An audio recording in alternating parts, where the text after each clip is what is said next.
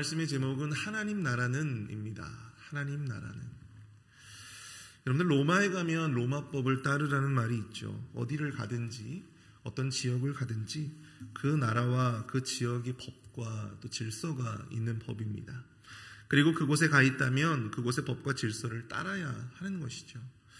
우리는 미국, 그 중에서도 노스캐롤라이나에 살고 있습니다. 그래서 미국의 법과 또 노스캐롤라이나의 주법을 따르죠. 그러나 우리는 동시에 그리스도인으로서 하나님 나라를 살아가고 있음을 여러분들 기억해야 할 줄로 믿습니다. 그래서 하나님 나라의 원리와 질서, 그리고 하나님 나라의 법을 지키며 살아가는 그런 어떤 영적인 책임이 우리 안에 있다라고 하는 것이죠. 그러나 살면서 이 세상의 법과 원리들, 그리고 이 하나님 나라의 법과 원리들이 서로 조화를 이루면서 그렇게 살아가면 참 좋겠지만 어느 순간에 오면 궁극적인 어떤 한계에 도달하는 순간이 오게 된다는 것입니다. 상충되어지는, 배척되어지는 어떤 지점에 우리가 도달할 수 있다라고 하는 것이죠. 그럴 때 우리는 과연 어떻게 해야 합니까? 어느 법과 어느 원리가 우선이 되어야 합니까? 어느 법과 어느 원리를 우선으로 쫓고 우리가 따라야 하는 것일까요? 사랑하는 성도 여러분, 교회는 세상과는 다릅니다. 한국이든 미국이든 여러분들 교회는 또 하나님의 나라는 하나님의 나라이며 교회입니다. 하나님 나라의 고유의 가치와 질서를 따라야 하는 것이 바로 교회의 정체성이고 또 교회의 본질이라고 하는 것이죠. 비록 세상의 가치와 상반되는 모습이 있다면 과감히 우리는 말씀에 나타난, 말씀이 증거하고 있는 하나님 나라의 가치를 따라야 하는 것이 바로 우리의 책임이다라고 하는 사실입니다. 오늘 본문에서도 제자 레위를 부르시고 또 금식에 대해서 세상과는 다른 가르침을 주시는 예수님의 모습을 우리는 보게 됩니다. 본문의 내용을 보시면 사람을 불러서 예수님께서 제자를 만드시는 것, 그리고 또 금식에 대한 가르침 모두 일반적으로 세상이 정의하던 것들과 조금씩은 다른 그런 정의를 우리에게 보여주고 계시다라고 하는 것이죠.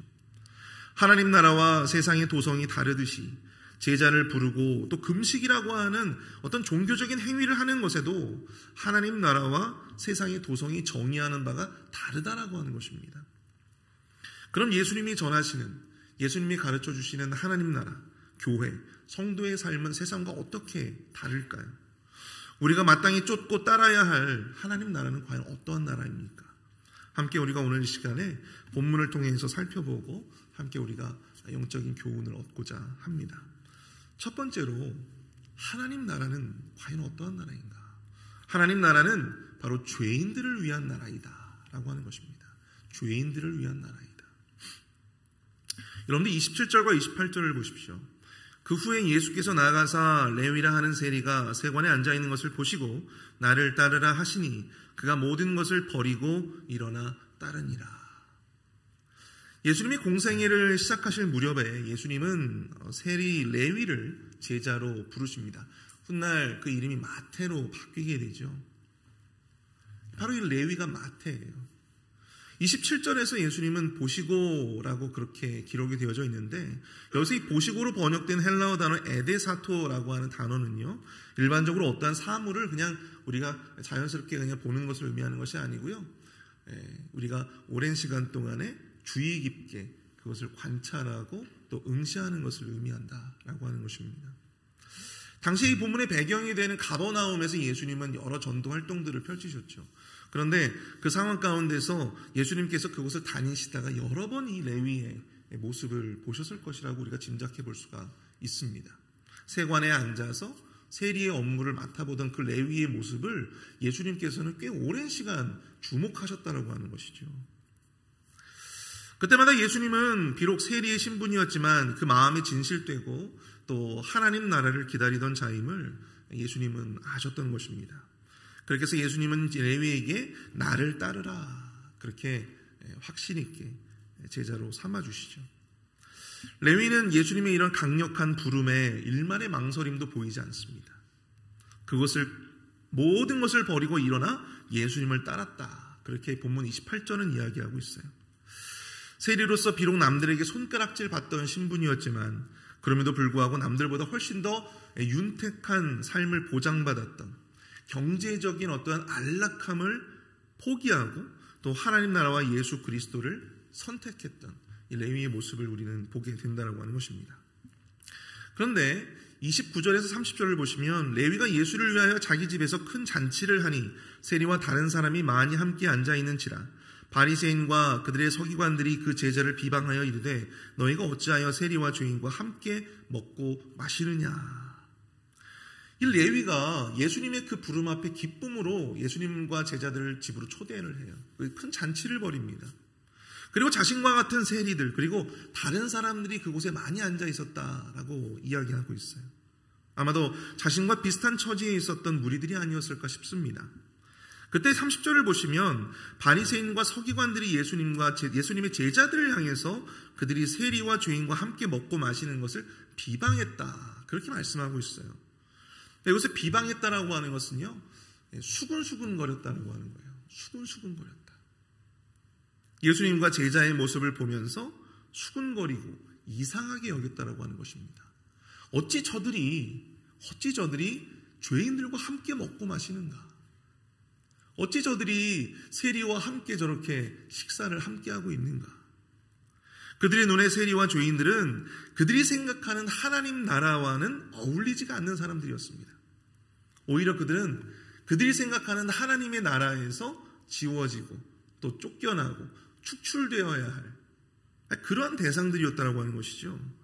그런데 오히려 하나님의 아들을 자처하는 이 예수 그리스도가 오히려 그 죄인들과 함께 하나님 나라와는 전혀 어울릴 것 같지 않았던 바로 그 죄인들과 함께 먹고 마시며 그들을 오히려 제자로 삼고 있는 모습을 보았다라고 하는 것입니다.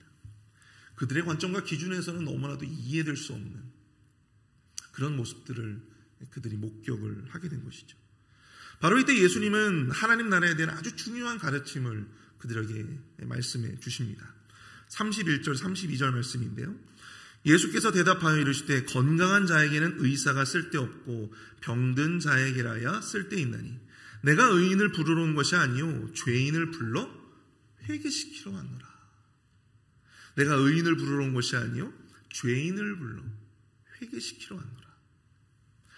의사가 건강한 사람이 아닌 병든 자에게 쓸모있는 존재이듯이 예수님이 이 땅에 오신 것은 스스로를 영적으로 건강한 의인이라고 자부하며 그렇게 살았던 바리새인들이나 서기관들이 아니라 스스로를 영적으로 죄인이라 여기며 살았던 세리들 그리고 그 밖의 죄인들을 위해서 오신 것임을 분명하게 밝히신 것입니다.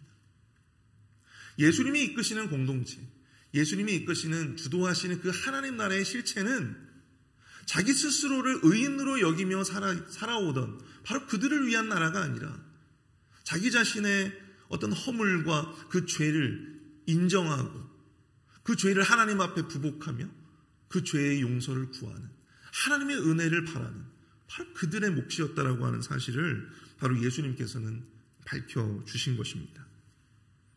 스스로를 의인으로 여기는 사람들을 위한 나라가 아니라 스스로를 죄인으로 악인으로 여기는 자들을 위한 나라이다.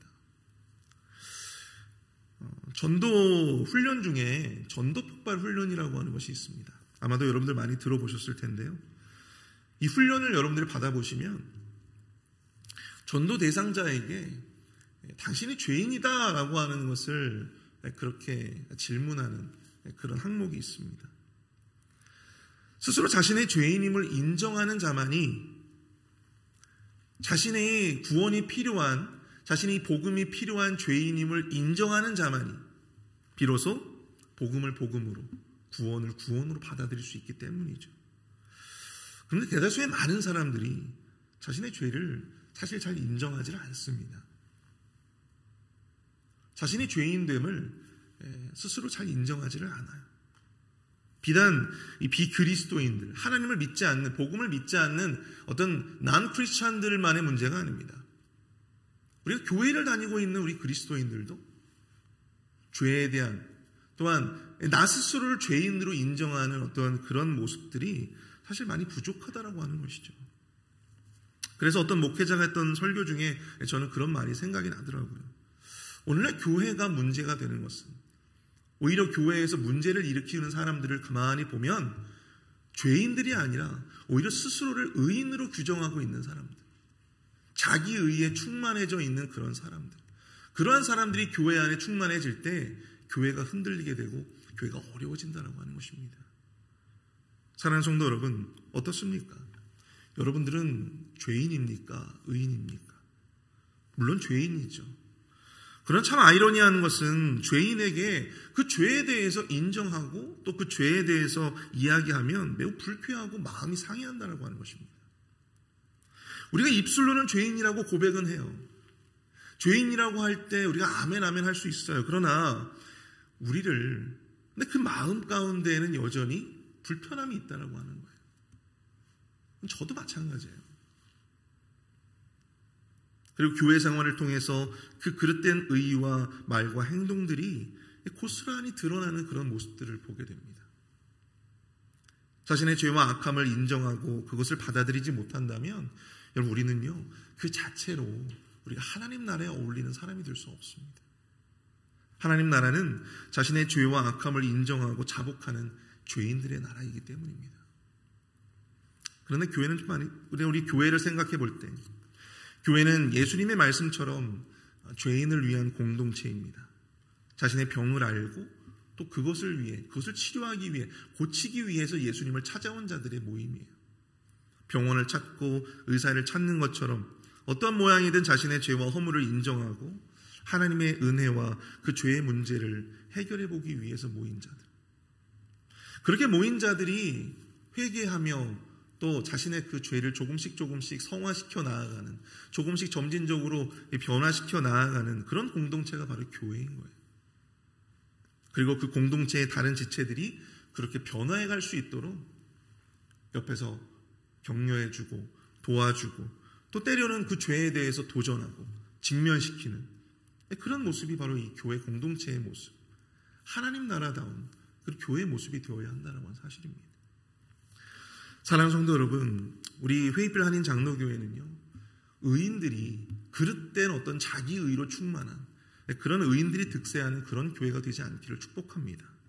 스스로를 은혜가 필요한, 하나님의 도움이 필요한, 하나님의 용서가 필요한 죄인으로 여기며 겸손히 주를 따르는, 겸손히 주님의 부르심에 순종할 수 있는 그런 공동체. 올해 우리 교회의 비전처럼 겸손히 주님의 그런 부르심에 온전히 순종할 수 있는 그런 공동체가 될 수 있기를 축복합니다.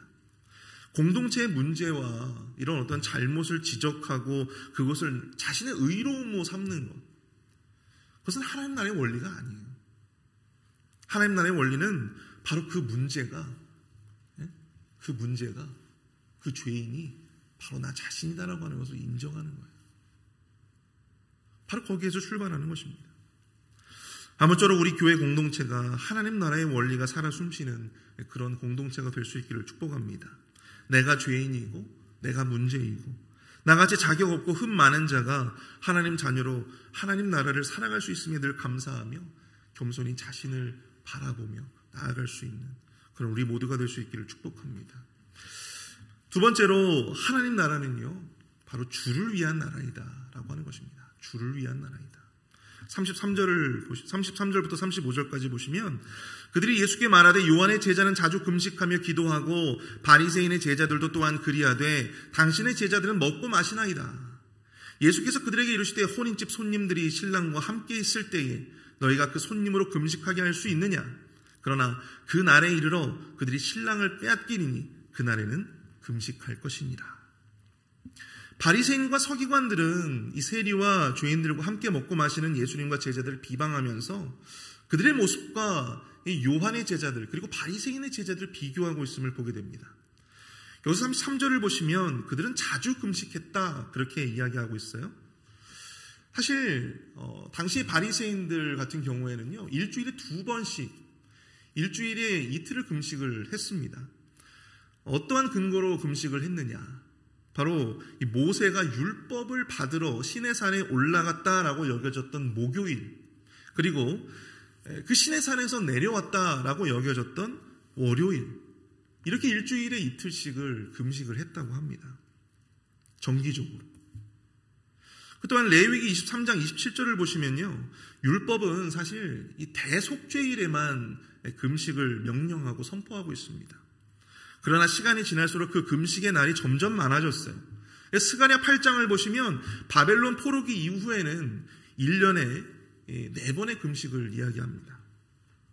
뿐만 아니라 그들의 금식이라고 하는 이 종교적 행위로 인해서 사람들이 바로 그 종교 지도자들을 존경하고 또 그들이 누렸던 어떤 종교적인 기득권들을 위해서 훨씬 더 이 율법에서 정했던 어떤 그러한 그 의무적인 의무적인 금식보다 훨씬 더 많은 횟수의 그런 금식들을 그들이 했다라고 하는 것입니다. 여기서 우리가 알 수 있는 것은 그들의 중심, 그들의 금식이라고 하는 어떤 이 종교적인 행위의 그 중심에는 바로 자기 자신이 들어가 있었다는 거예요. 자기 만족, 자기의, 자기 자신. 그러나 예수님이 말씀하시는 금식은요, 그들과는 다릅니다. 금식의 이유와 중심이 오직 예수 그리스도가 되어야 한다고 하는 거예요. 여러분, 혼인집 손님들이 신랑과 있을 때는 금식할 수 없죠. 잔칫날에 무슨 금식입니까? 굳이 예수 그리스도와 함께 할 때에는 금식하지 않아도 된다는 거예요. 그러나 신랑을 빼앗기는 날, 예수 그리스도가 죽는 그날에는 금식할 수 있다는 거예요. 금식의 행위가 중요한 것이 아니고요, 그 금식을 누구를 위해서 하느냐, 누구 때문에 하느냐, 이게 중요하다는 거예요.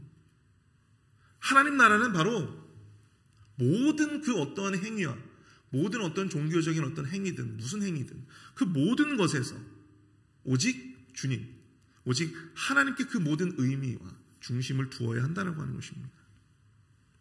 예수님은 예수 그리스도로 말미암는 새로운 시대의 도래를 알려주시기 위해서 너무나도 우리가 잘 알고 있는 한 가지 비유를 들어주십니다.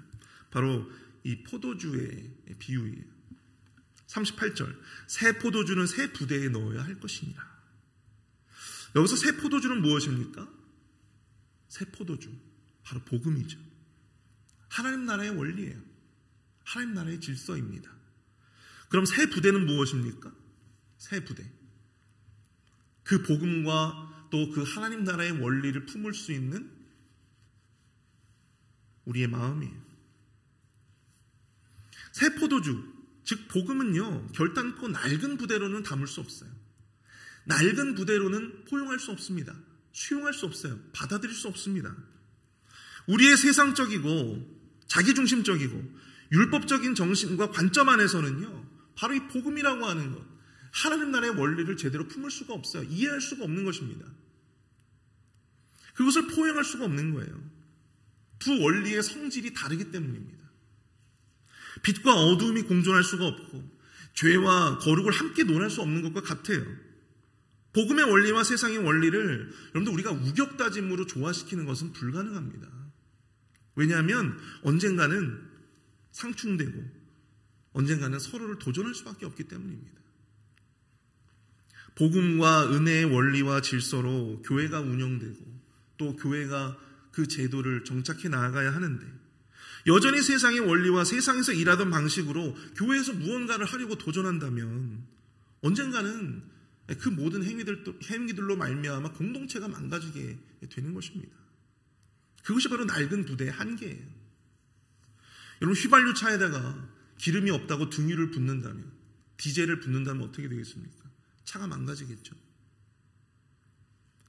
여러분, 항상성의 원리라는 것이 있습니다. 새로운 것을 도전하면 자꾸만 우리가 옛 것으로 자꾸만 돌아가고 싶어하는 그러한 성향들이 있다고 하는 것입니다.